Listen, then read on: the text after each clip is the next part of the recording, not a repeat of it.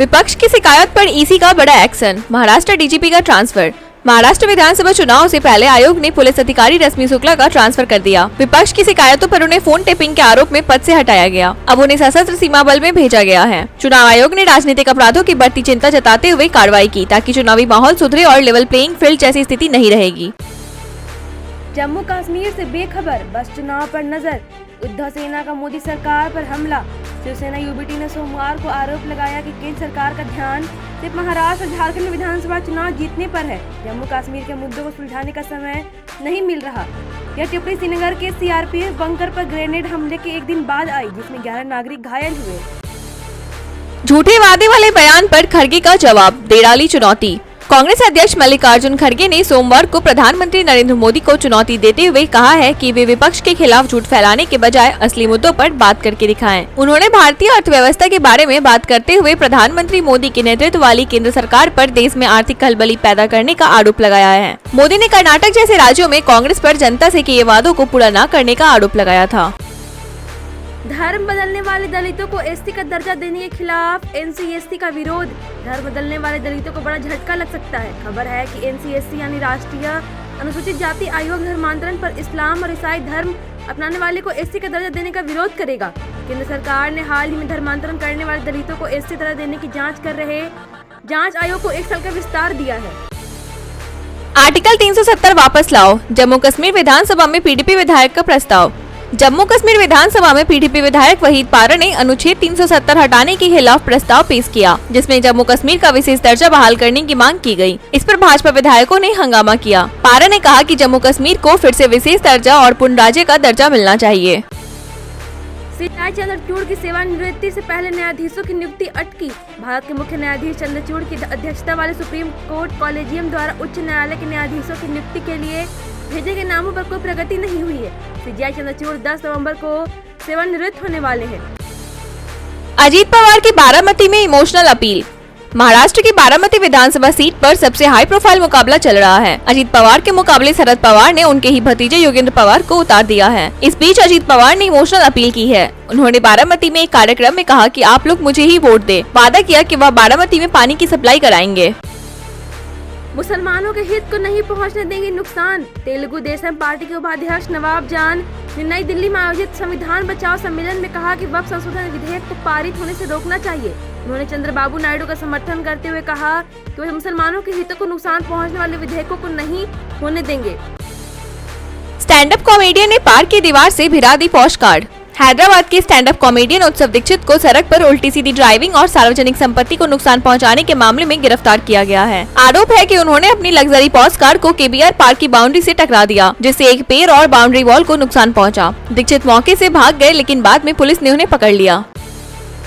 CPM सांसद John Brittas ने संसद में हिंदी में जवाब देने पर जताई आपत्ति। सीपीएम के राज्यसभा सांसद जॉन ब्रिटास ने सांसद में पूछे गए सवालों को केंद्र सरकार द्वारा केवल हिंदी में जवाब देने पर आपत्ति जताई। उन्होंने कहा कि यह गैर हिंदी भाषी सदस्यों के लिए संसदीय कार्य को प्रभावी ढंग से करने में बाधा डालता है।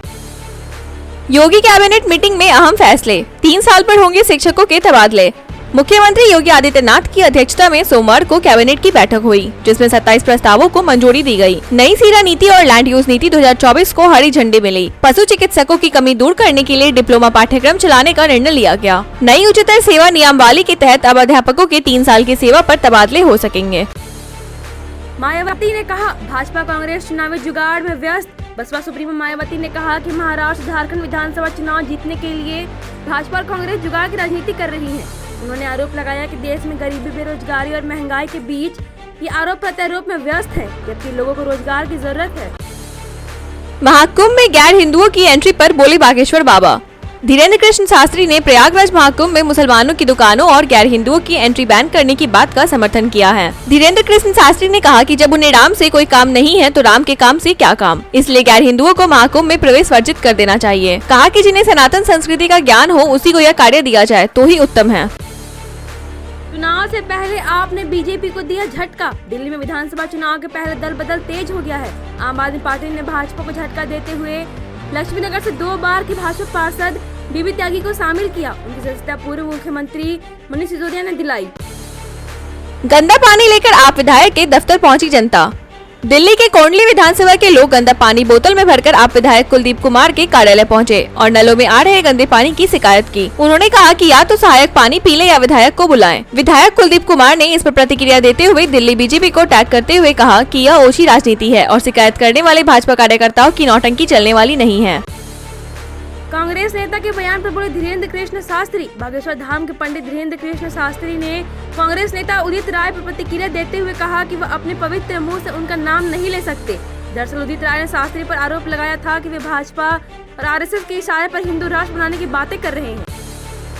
की हवा 600 तक पहुंचा AQI। दिल्ली में हवा की गुणवत्ता गंभीर रूप से बिगड़ गई है। आनंद विहार की AQI 600 तक पहुंच गया है। सुबह 6 बजे दिल्ली की औसत AQI 434 दर्ज किया गया। IQR के अनुसार दिल्ली में PM 2.5 का स्तर विश्व स्वास्थ्य संगठन की सीमा से 59 गुना अधिक है। इस प्रकार के प्रदूषण से स्वास्थ्य पर गंभीर खतरे हो सकते हैं, जिसमें फेफड़ों और मस्तिष्क का नुकसान शामिल है। पीएम मोदी ने झारखंड में भाजपा का घोषणा पत्र जारी किया। प्रधानमंत्री नरेंद्र मोदी झारखंड के गढ़वा में भाजपा का घोषणा पत्र जारी करते हुए बोले कि यह रोटी बेटी और माटी के सम्मान के लिए है। उन्होंने गोगो दीदी योजना का जिक्र करते हुए कहा कि माताओं को हर महीने 2100 रुपए मिलेंगे। को बड़ा झटका, मंडल मुर्मू भाजपा में शामिल।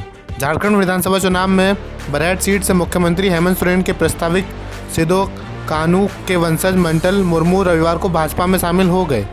उन्होंने निशिकांत दुबे के आवास पर भाजपा की सदस्यता ली।